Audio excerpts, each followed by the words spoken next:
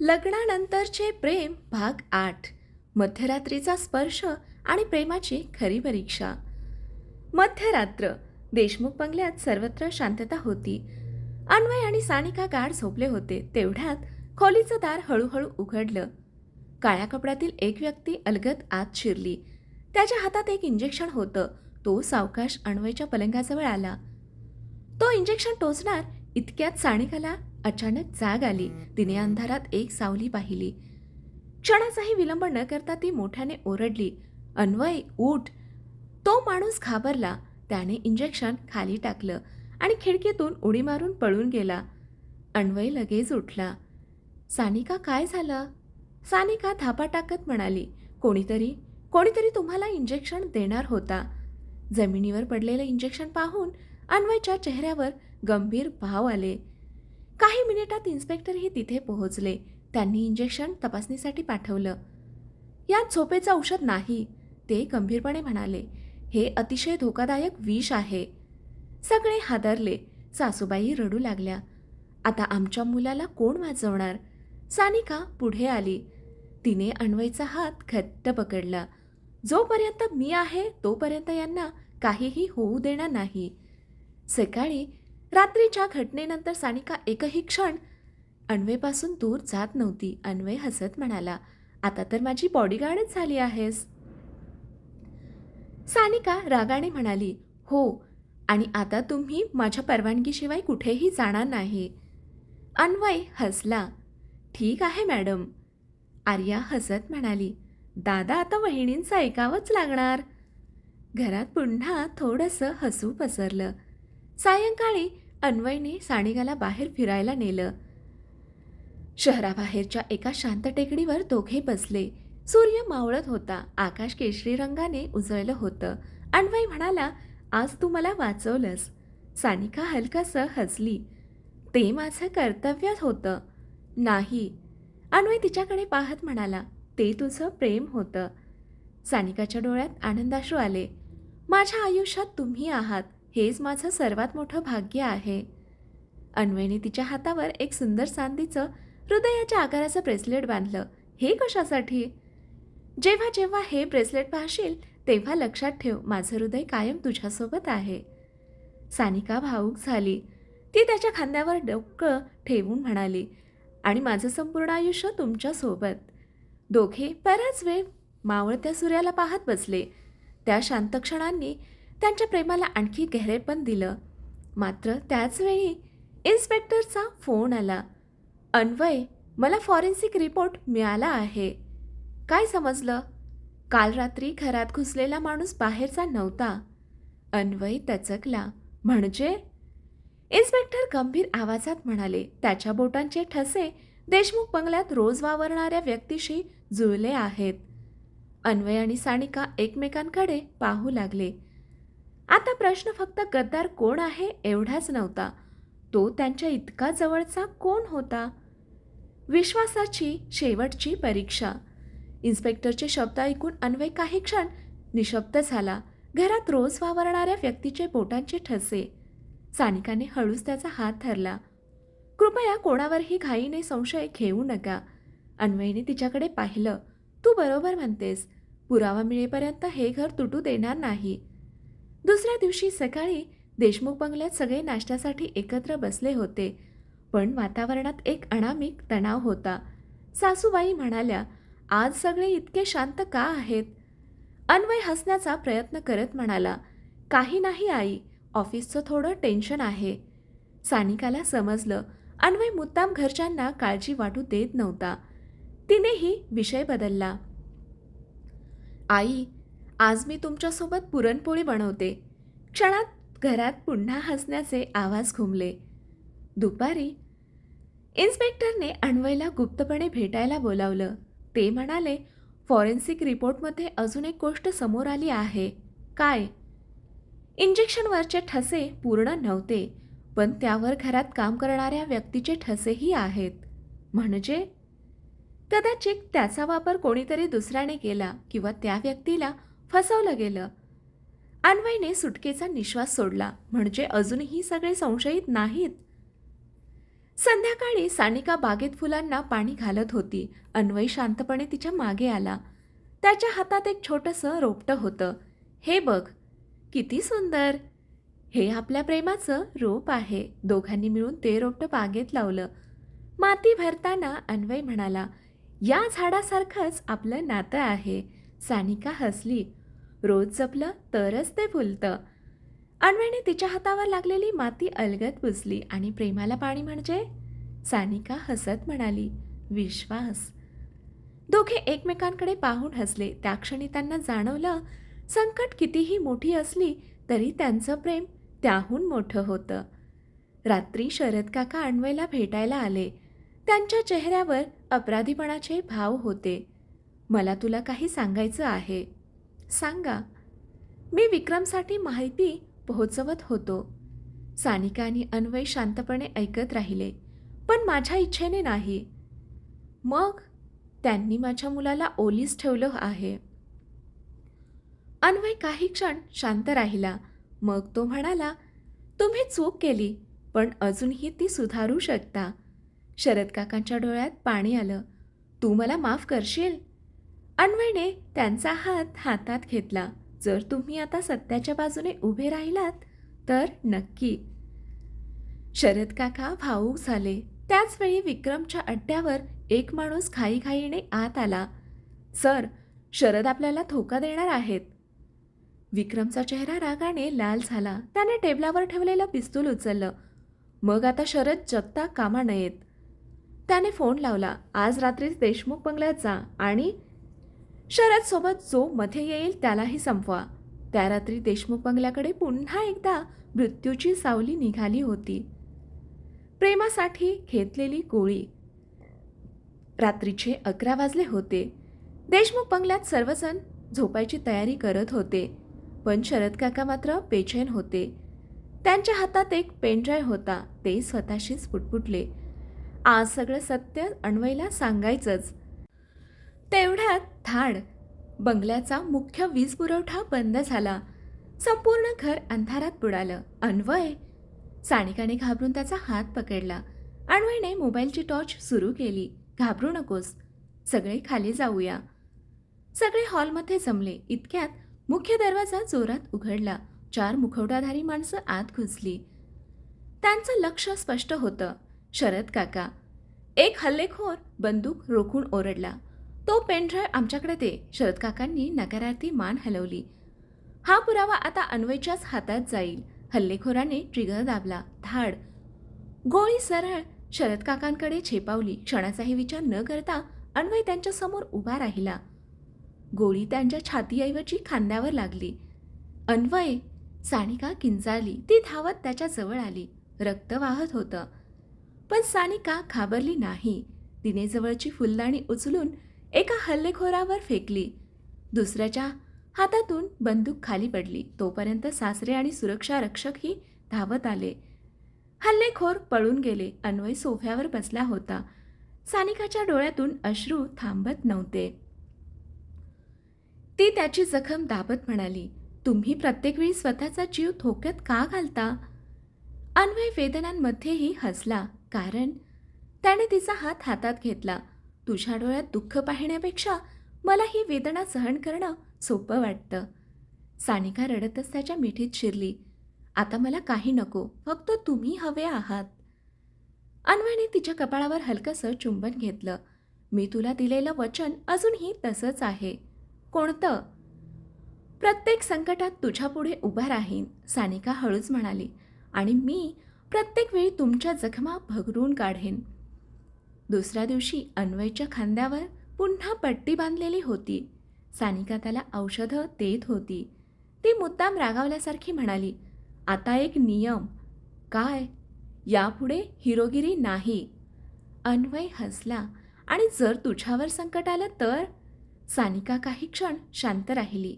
मग हसत म्हणाली, मग आपण दोघं मिळून लढू. अन्वयने तिचा हात हातात घेतला. हीच तर खरी माझी ताकद आहे. तेवढ्यात शरद काका तो पेनड्राईव्ह घेऊन आले. अन्वय, हा पेनड्राईव्ह तुझ्या वडिलांनी माझ्याकडे ठेवला होता. अन्वयने तो लॅपटॉपमध्ये लावला. स्क्रीनवर एक फाईल उघडली. त्यात एक जुना कौटुंबिक फोटो होता. फोटोच्या मागे लिहिलं होतं, खरा गद्दार या फोटोमध्येच उभा आहे. अन्वय, सानिका आणि सगळे त्या फोटोकडे पाहू लागले आणि अचानक सानिकाच्या चेहऱ्याचा रंग उडाला. ती थरथरत म्हणाली, हे हे कसं शक्य आहे? फोटोत दडलेलं सत्य आणि प्रेमाची नवी शपथ. सानिकाच्या हातातून फोटो खाली पडला. तिचा चेहरा फिकट पडला होता. अन्वयने घाईने विचारलं, सानिका काय झालं? ती थरथरत्या आवाजात म्हणाली, या फोटोमध्ये माझ्या आईच्या गळ्यातला हा लॉकेट. तिने फोटोतील एका स्त्रीकडे बोट दाखवलं. असाच लॉकेट माझ्याकडे आहे. सगळे आश्चर्यचकित झाले. सासूबाई म्हणाल्या, पण ते लॉकेट तर तू कधीच काढत नाहीस. सानिकाने हळूच आपल्या गळ्यातील लॉकेट काढलं. फोटोतील लॉकेट आणि तिच्या गळ्यातील लॉकेट अगदी सारखेच होते. शरद काका म्हणाले, हे साधं लॉकेट नाही. मग यामध्ये एक गुप्त कप्पा आहे. सगळे आश्चर्याने एकमेकांकडे पाहू लागले. अन्वयने काळजीपूर्वक लॉकेट उघडलं. आत एक छोटासा मेमरी चिप लपवलेला होता. इन्स्पेक्टरने तो लॅपटॉपला जोडला. स्क्रीनवर एक व्हिडिओ सुरू झाला. त्यात सानिकाचे आई वडील दिसत होते. सानिकाची आई म्हणत होती, जर हा व्हिडिओ कोणाच्या हातात पडला असेल तर याचा अर्थ आम्ही मोठ्या संकटात आहोत. तिच्या वडिलांनी पुढे सांगितलं, विक्रमला फक्त संपत्ती नको आहे. त्याला त्या जमिनीखाली दडलेली कागदपत्र हवी आहेत. व्हिडिओ अचानक बंद झाला. फाईल करप्ट झाली होती. घरात पुन्हा तणाव पसरला. अन्वय विचारात पडला, म्हणजे अजूनही काही सत्य लपवलेलं आहे. सानिका शांतपणे त्याच्याजवळ आली. सत्य काहीही असो, आपण दोघं एकत्र आहोत. अन्वय तिच्याकडे पाहून हसला. हेच माझं सर्वात मोठं बळ आहे. त्या रात्री सगळा ताण विसरण्यासाठी अन्वय सानिकाला घराच्या टेरेसवर घेऊन गेला. पूर्ण आकाश चांदण्यांनी भरलं होतं. गार वारा वाहत होता. अन्वयने खिशातून एक छोटासा कंदील काढला. त्याने तो पेटवला. हा कंदील का? सानिका हसत विचारलं. अन्वय म्हणाला, अंधार कितीही दाट असला तरी एक छोटासा प्रकाश पुरेसा असतो. तो तिच्या डोळ्यात पाहत म्हणाला, माझ्या आयुष्यात तो प्रकाश तू आहेस. सानिका हळूच त्याच्या जवळ आली. आणि माझ्या आयुष्यात तुम्ही. तिने त्याचा हात आपल्या गालावर ठेवला. एक वचन द्याल? काहीही. सत्य कितीही कठीण असलं तरी आपण एकमेकांवर कधीच संशय घेणार नाही. अन्वयने तिच्या कपाळावर प्रेमाने चुंबन घेतलं. हे वचन माझ्या शेवटच्या श्वासापर्यंत पाळेन. दोघांनी हातात हात गुंफले. त्या क्षणी त्यांचं प्रेम आणखी मजबूत झालं. पण त्याच वेळी इन्स्पेक्टरला फॉरेन्सिक लॅबमधून मेसेज आला. लॉकेटमधील मेमरी चिपमधील डिलीट केलेला डेटा रिकव्हर झाला आहे. त्यांनी फाईल उघडली आणि पुढच्याच क्षणी त्यांच्या चेहऱ्यावर धक्का उमटला. त्या फाईलमध्ये स्पष्ट लिहिलं होतं, विक्रमचा खरा साथीदार देशमुख कुटुंबातील नसून सानिकाच्या भूतकाळाशी संबंधित आहे. इन्स्पेक्टरने लगेच अन्वयला फोन लावला. अन्वय, उद्या सकाळी कोणालाही न सांगता माझ्याकडे ये. का? इन्स्पेक्टर गंभीर आवाजात म्हणाले, कारण उद्या तुझ्या आयुष्यातील सर्वात मोठं सत्य समोर येणार आहे. तुझा हात. माझं संपूर्ण आयुष्य सकाळचे कोवळे ऊन खिडकीतून खोलीत येत होतं.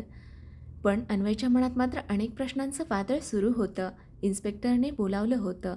लॉकेटमधील डेटा, सानिकाचा भूतकाळ, सगळंच गूढ होतं. अन्वय विचारात हरवलेला असतानाच सानिका हातात वाफाळता चहाचा कप घेऊन खोलीत आली.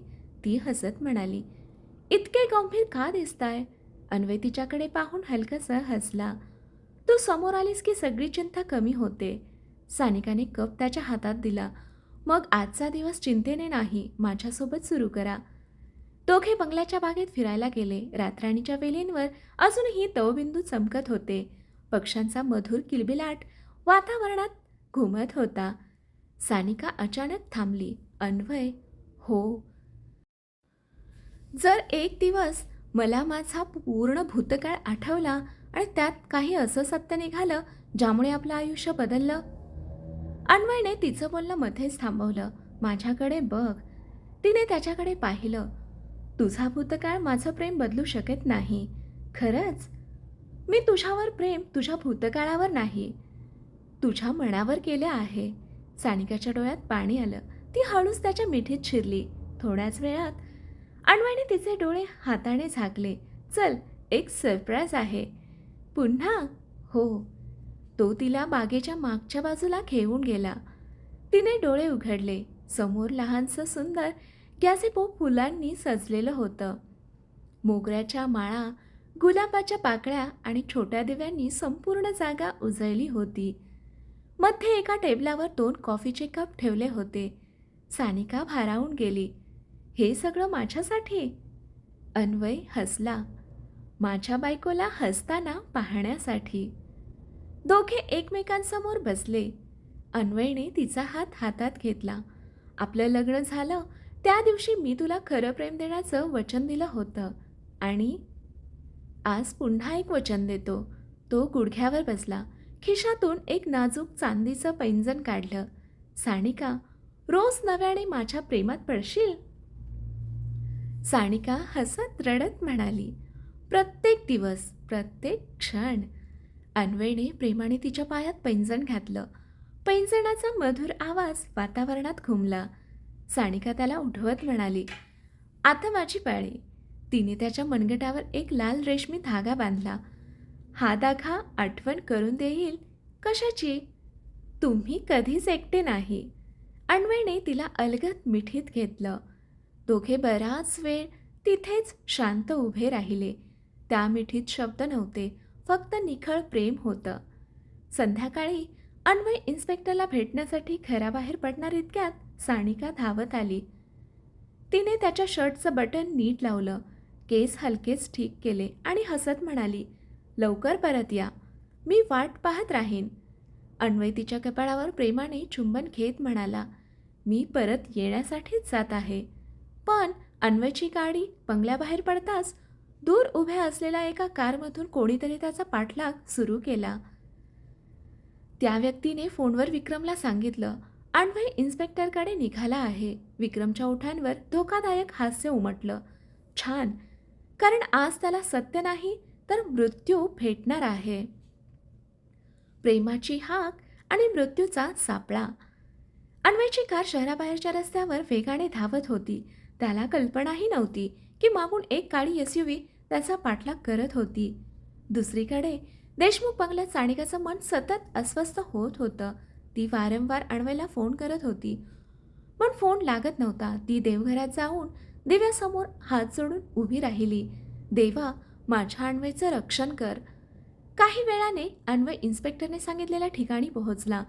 ते एक जुनं फार्म हाऊस होतं, पण तिथे इन्स्पेक्टर नव्हते.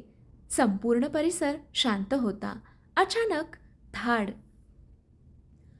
अन्वयच्या कारसमोर एक ट्रक आडवा उभा राहिला. 4-5 मुखवटाधारी माणसं हातात बंदुका घेऊन खाली उतरली. त्यातील एक म्हणाला, आज तुझा खेळ संपला. अन्वयने आजूबाजूला पाहिलं. पळून जाण्याचा मार्ग नव्हता. त्याचवेळी इन्स्पेक्टरचा फोन सानिकाला आला. सानिका, अन्वय माझ्याकडे पोहोचलाच नाही. सानिकाच्या पायाखालची जमीन सरकली. काय? कोणीतरी त्याला मध्येच अडवलं असावं. क्षणाचाही विलंब न करता सानिका म्हणाली, लोकेशन पाठवा. फार्म हाऊसमध्ये. हल्लेखोरांनी अन्वयला घेरलं. तो धैर्याने त्यांच्याशी झुंज देत होता. एकाला त्याने खाली पाडलं, दुसऱ्याच्या हातातून बंदूक हिसकावली. पण तेवढ्यात मागून एका माणसाने त्याच्यावर लोखंडी रॉडने वार केला. अन्वय खाली कोसळला. त्याच्या कपाळातून रक्त वाहू लागलं.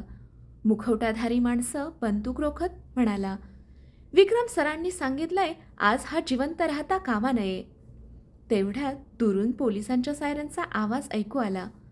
हल्लेखोर गोंधळले. त्याच क्षणी एक कार वेगाने फार्म हाऊसमध्ये घुसली. दार उघडून सानिका धावत बाहेर आली. अन्वय! तिने कोणाचीही पर्वा न करता त्याच्याकडे धाव घेतली. अन्वय जखमी अवस्थेत पडला होता. तिने त्याचं डोकं आपल्या मांडीवर घेतलं.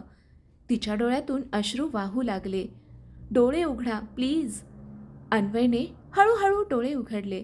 त्याने हलकंसं हसत विचारलं, तू आलीस? सानिका रडत म्हणाली, तुमच्याशिवाय मी कशी राहू?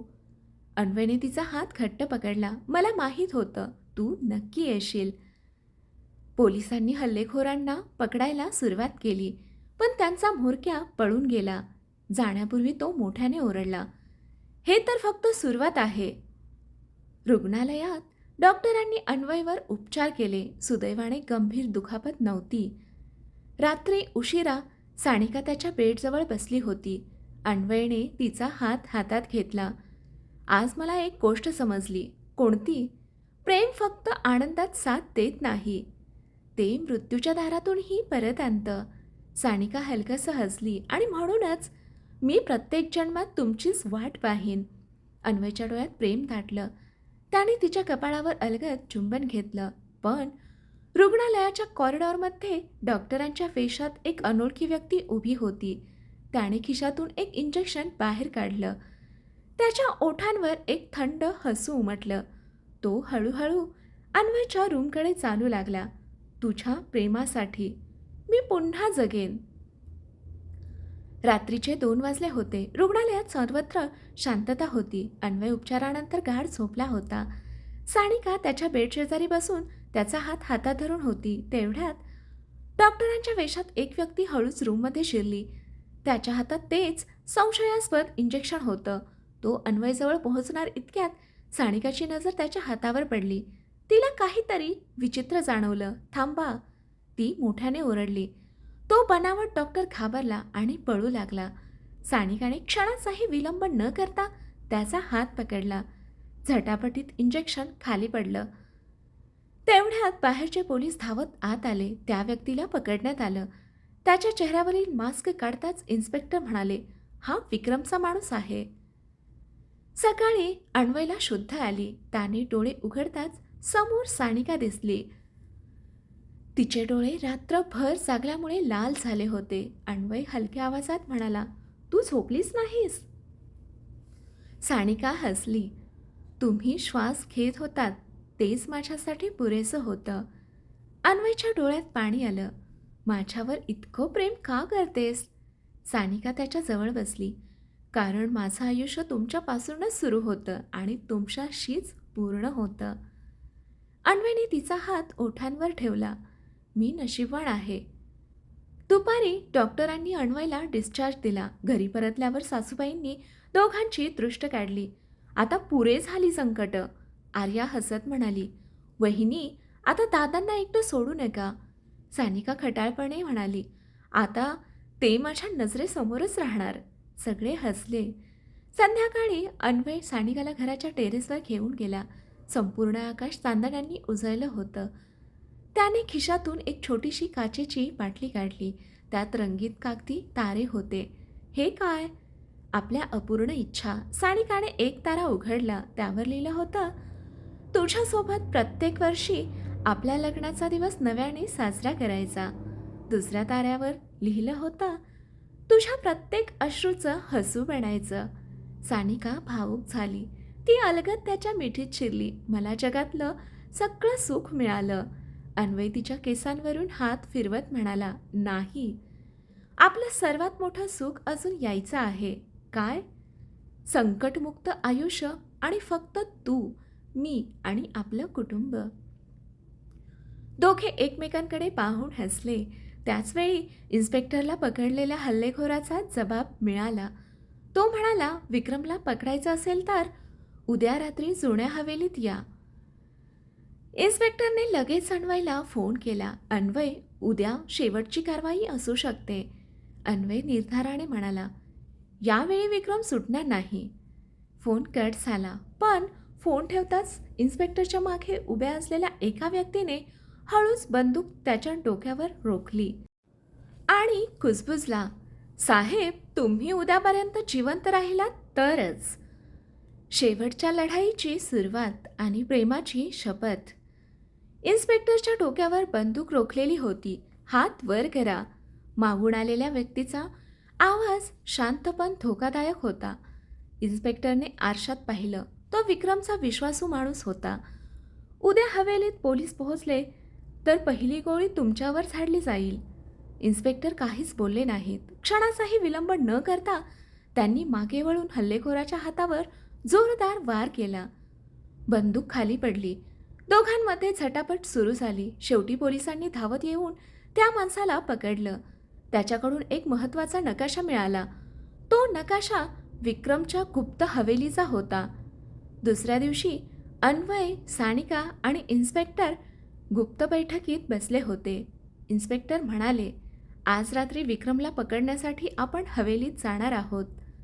सानिका ठाम आवाजात म्हणाली, मीही येणार. अन्वयने नकार दिला, नाही, मी आता मागे राहणार नाही. दोघांच्या नजरा भिडल्या. शेवटी अन्वय हसला, ठीक आहे, पण माझ्या जवळच राहायचं. सानिका हलकेच हसली, नेहमी. संध्याकाळी कारवाईला निघण्याआधी अन्वय सानिकाला घराच्या बागेत घेऊन गेला. सूर्य मावळत होता. फुलांचा मंद सुगंध दरवळत होता. अन्वयने तिच्या हातात एक छोटंसं लाल गुलाबाचं फूल दिलं. हे कशासाठी? जर आजची रात्र कठीण गेली तर हे फूल तुला आठवण करून देईल की माझं प्रेम कायम तुझ्यासोबत आहे. सानिकाने गुलाब छातीशी धरला. आणि तुम्ही? अन्वय हसला, माझ्याकडे तर तू आहेस. सानिका त्याच्या अगदी जवळ आली. तिने त्याचा चेहरा दोन्ही हातात घेतला. एक वचन द्या. सांग, आज कोणताही धोका आला तर स्वतःचा जीव धोक्यात घालणार नाही. अन्वय काही क्षण शांत राहिला. मग हसत म्हणाला, मी वचन देतो. कारण आता मला फक्त तुझ्यासाठी नाही तर आपल्या भविष्याकरिता जगायचं आहे. सानिकाच्या डोळ्यात आनंदाश्रू आले. तिने अलगद त्याच्या कपाळावर चुंबन घेतलं. मी तुमची वाट पाहीन. अन्वयने तिला प्रेमाने मिठी मारली. आणि मी नक्की परत येईन. रात्री पोलीस हवेलीला चारही बाजूंनी घेरू लागले. अन्वय आणि इन्स्पेक्टर आत शिरले. हवेली पूर्ण शांत होती. अचानक टाळ्यांचा आवाज घुमला. टाळी, टाळी, टाळी. अंधारातून विक्रम बाहेर आला. त्याच्या चेहऱ्यावर तेज क्रूर हास्य होतं. स्वागत आहे अन्वय. अन्वय निर्धाराने म्हणाला, आज तुझा खेळ संपला. विक्रम हसला. खेळ तर आता सुरू झाला आहे. त्याने रिमोटचं एक बटन दाबलं. क्षणात हवेलीचे सर्व दरवाजे बंद झाले. सायरन वाजू लागला आणि मोठ्या स्क्रीनवर एक व्हिडिओ सुरू झाला. त्यात सानिका दिसत होती.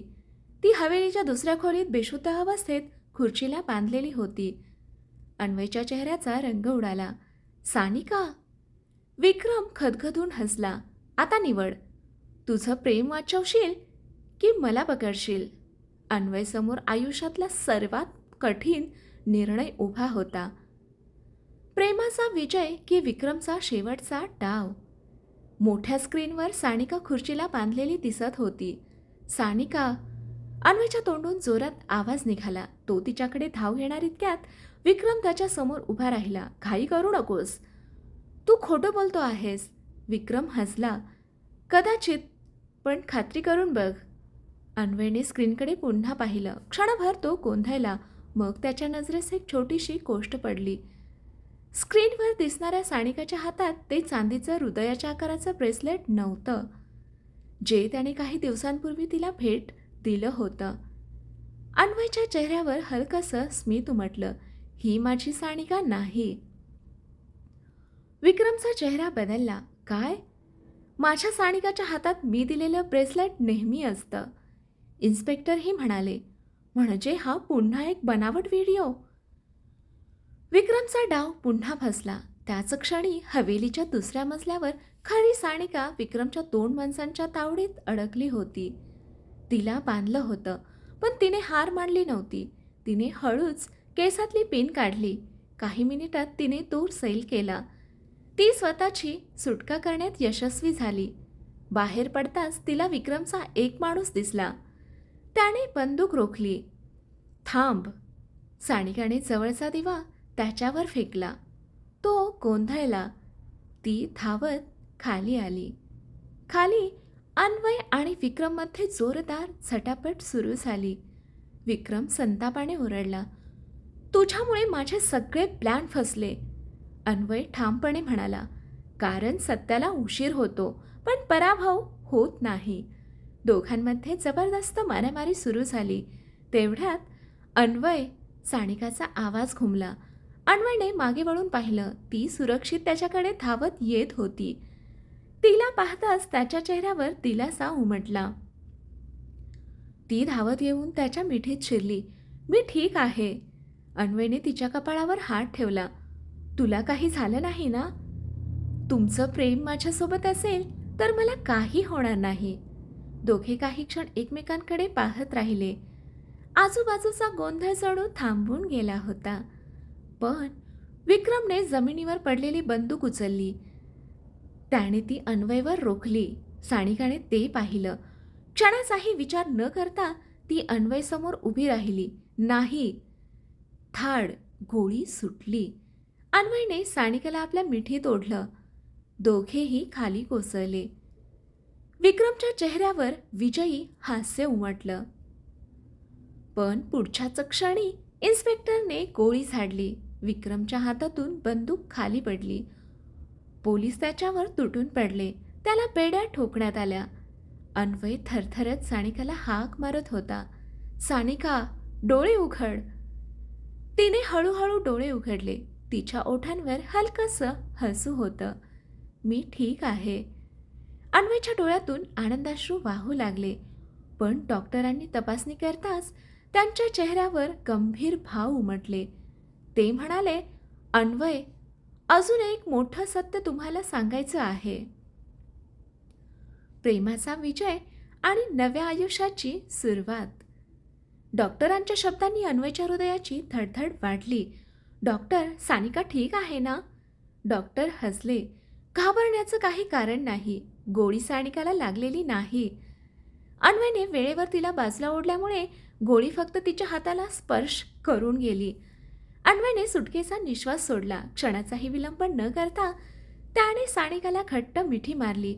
"देवाचे लाख लाख आभार." सानिका हसत म्हणाली, "माझं रक्षण करण्यासाठी तुम्ही होता. मग मला काही कसं होणार?" काही दिवसांनी विक्रम आणि त्याच्या साथीदारांवर न्यायालयात खटला सुरू झाला. शरद काकांनी सर्व सत्य न्यायालयासमोर सांगितलं. लॉकेटमधील पुरावे, पेन ड्राईव्ह, व्हिडिओ आणि इतर पुराव्यांच्या आधारे विक्रमला कठोर शिक्षा झाली. देशमुख कुटुंबावर आलेलं संकट अखेर संपलं. शरद काकांच्या मुलाचीही पोलिसांनी सुखरूप सुटका केली. शरद काकांनी अन्वय आणि सानिकाची माफी मागितली. अन्वयने त्यांना मिठी मारली. "काका, चुका प्रत्येकाकडून होतात, पण पश्चाताप करणारा माणूस पुन्हा आपलाच असतो." शरद काकांच्या डोळ्यात आनंदाश्रू दाटले. काही महिन्यांनी देशमुख बंगल्यात पुन्हा एकदा आनंदाचं वातावरण होतं. आज अन्वय आणि सानिकाच्या लग्नाचा पहिला वाढदिवस होता. संपूर्ण बंगला फुलांनी सजला होता. सासूबाई म्हणाल्या, "आज पुन्हा एकदा दोघांनी एकमेकांना हार घालायचा." सगळ्यांच्या टाळ्यांच्या गजरात अन्वयने सानिकाच्या गळ्यात सुंदर फुलांचा हार घातला. सानिकानेही त्याला हार घातला. सगळ्यांनी आनंदाने टाळ्या वाजवल्या.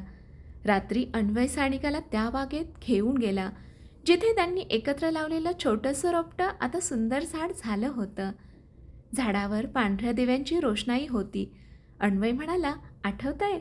सानिका हसली. "आपण हे रोप आपल्या प्रेमाचं प्रतीक म्हणून लावलं होतं आणि बघ, आज ते किती सुंदर फुललं आहे." अन्वय तिच्यासमोर गुडघ्यावर बसला. "सानिका, हो, लग्नाच्या दिवशी मी तुला पत्नी म्हणून स्वीकारलं होतं आणि आज आज पुन्हा एकदा माझ्या आयुष्याची साथीदार होशील." सानिकाच्या डोळ्यात आनंदाश्रू दाटले.